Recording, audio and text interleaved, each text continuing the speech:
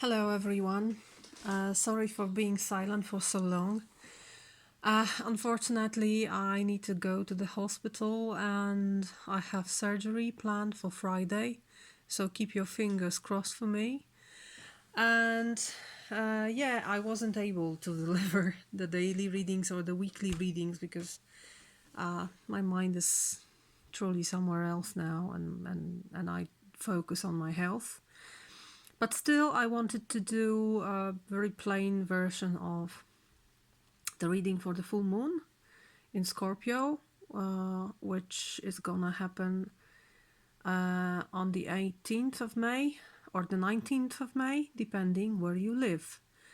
Here where I live, it's in the middle of the night, around midnight. So I pulled out 3 cards from tarot and 2 oracle cards, and I'm gonna talk about them later. But now let's focus on tarot. We have 3 of Wands, 7 of Pentacles, and the Knight of Wands. So fire energy and earth energy is present. No major arcanas, which surprised me a little bit because full moons and generally events in Scorpio tend to be very deep and transforming. But perhaps this is a transformation that you can really carry on by yourself. We have one major arcana at the bottom of the deck, and it's Judgment. And it goes very well with the general message here that you need to evaluate. You need to look at your past and let it go, especially things that don't serve you anymore. That's the main message here. But it demands, it's a very transformative energy, but it demands to look very sincerely into the past and into the shadows, which is what Scorpio is about, right? And the theme of the shadow appears here in those oracle cards too. So, but I would say it demonstrates on a very plain level, I would say.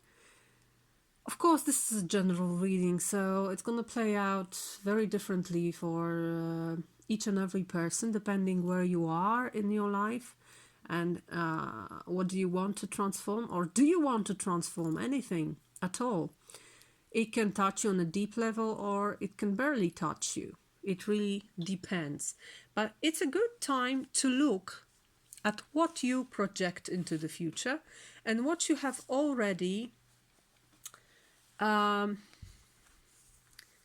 in, what you have already manifested in your life, what has already filtered through reality to you, depending on what you have been projecting into the future, what you have been pulling towards you, standing here.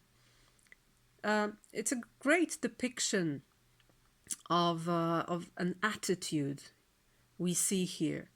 We are on the brink of something and we expect things to appear in our lives.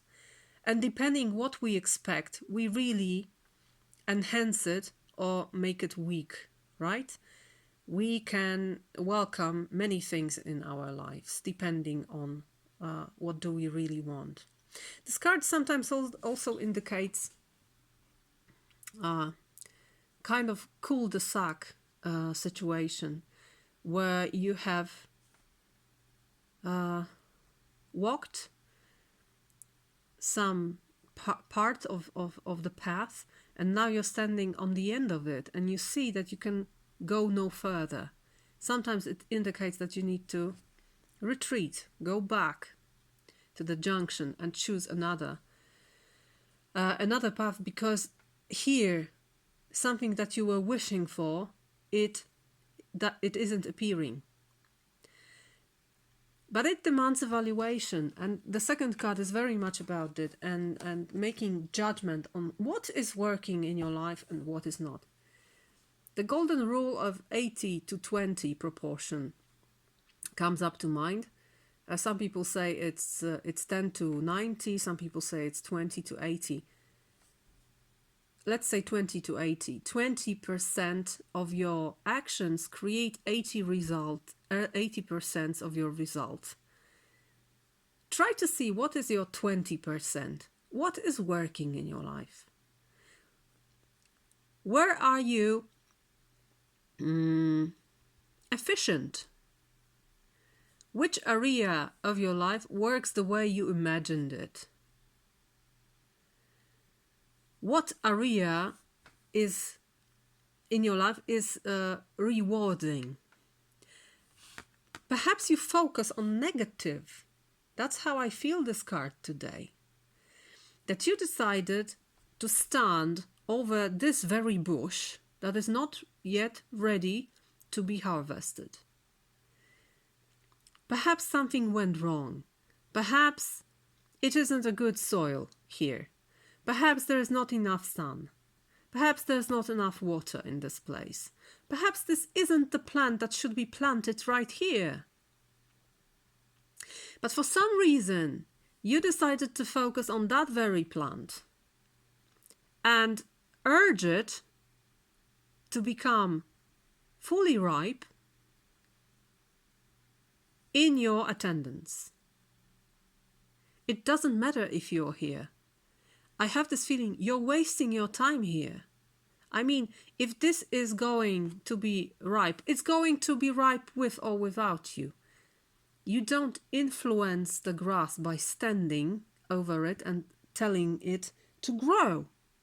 The grass grows by itself. The plant also grows by itself.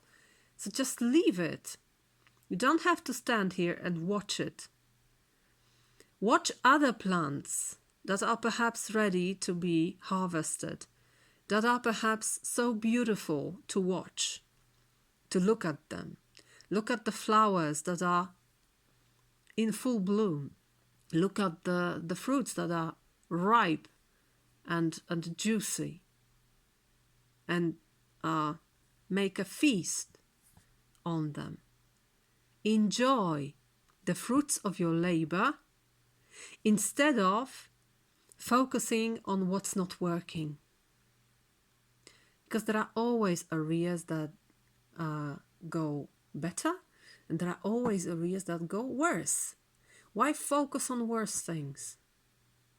Focus on what is abundant in your life, what is already working well, what is already sustainable.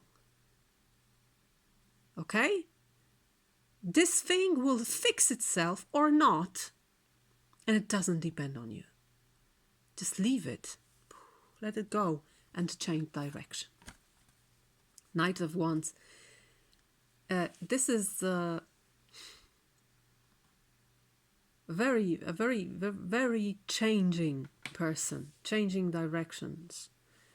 He always follows what is pleasant, what makes him feel alive. Follow what makes you feel alive. Follow what makes you feel abundant, worthy,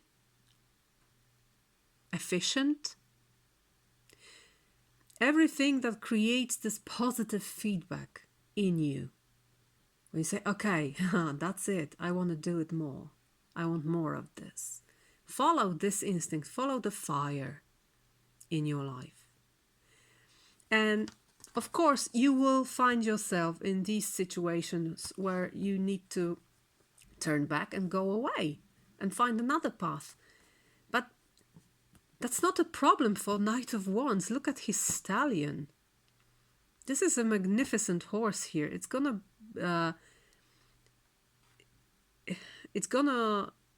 take the knight wherever he wants in a very fast pace. It's just the turn in your mind, in your will, that drives this horse. You decide where to go, and you can go it fast. You can go it very efficiently. You can go there. Okay?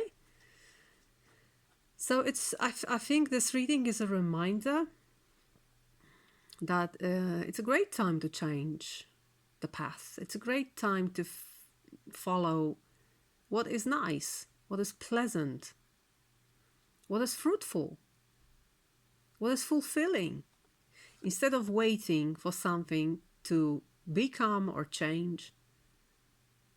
As I said, I have the feeling you no longer have influence over this, so just leave it be as it is. and focus on your things.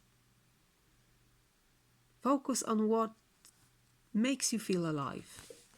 Okay? And then we have 2 cards from oracles. The first one is from Mystic Shaman Oracle, number 28. I'm gonna read it to you. I think it goes beautifully with the reading, and it's very encouraging. The Jaguar Jaguar is from Winnie the Pooh, as far as I can remember. The Jaguar is the protector of all life in the Amazon, and in times of fear she brings courage and certainty. Jaguar is at the top of the food chain and never becomes prey. With great stealth, she can track her mark from a distance and not be seen or heard. She moves gracefully through the jungle, relishing the abundance of the rainforest, fearless and at ease.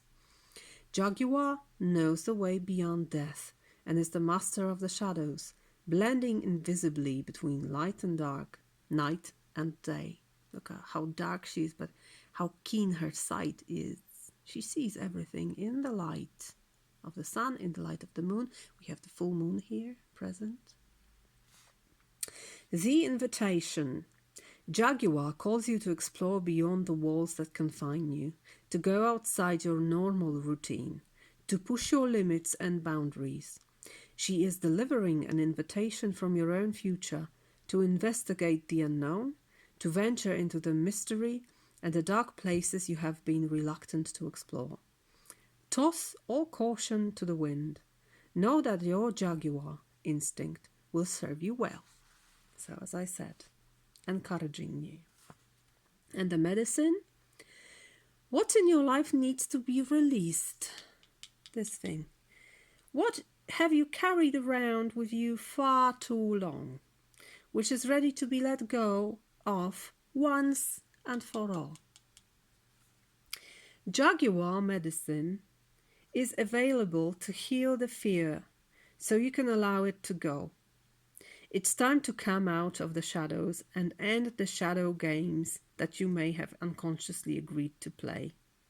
Call on Jaguar to unfetter you from toxic relationships and recover your natural instinct for the right people and situations. So that's the message from Mystic Shaman Oracle, and now another shamanic oracle, and it's from this beautiful, beautiful deck, Shamanic Healing Oracle, and we have the card number 29, which is changes. Changes. Big or small. Like ripples from the smallest drop of water in a pond, the smallest of changes in one's life can bring about the greatest rewards. Think about changes you can make in your life. These do not have to be grand, sweeping changes. Judicious, small changes can add up to life changes after time. Think about small changes you can make now that will add to your quality of life. Clean out clutter. Commit to walking every night after dinner.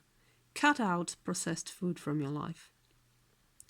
Alternately, big changes are coming your way. So, as I said, it will manifest in multiple ways for different people. But still, I strongly encourage you to embrace the energy of change, kind of this,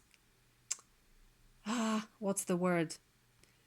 Shift in direction. It's for your benefit to leave things that don't work behind. Don't bother. Don't bother, darling. Okay? I wish you a wonderful full moon, and I hope I am back to my channel very soon. Wish me luck if you want, and keep your fingers crossed for me. Thank you very much for your time, attention, and for being here. Until later.